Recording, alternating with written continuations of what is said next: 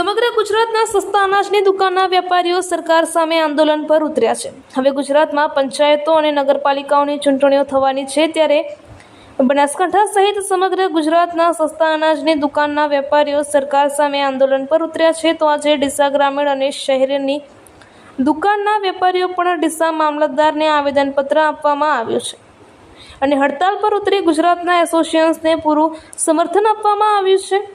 ઉલ્લેખનીય છે કે તારીખ 22/8/2023ના રોજ સરકારે વેપારીઓની વ્યાજબી માંગો માટે હકારાત્મક વલણો અપનાવતા વેપારીઓએ આંદોલન સમેટી લીધું હતું કે વેપારીઓની માંગો થોડા સમયમાં પૂર્ણ કરવામાં આવશે, પરંતુ આજે 1 વર્ષ થવા છતાંય આ માંગો પૂર્ણ ન થતાં વેપારી પરિવારે સરકાર સામે ફરીથી સત્તાનો ઉપયોગ કરી વેપારીઓ મેદાને ઉતર્યા છે।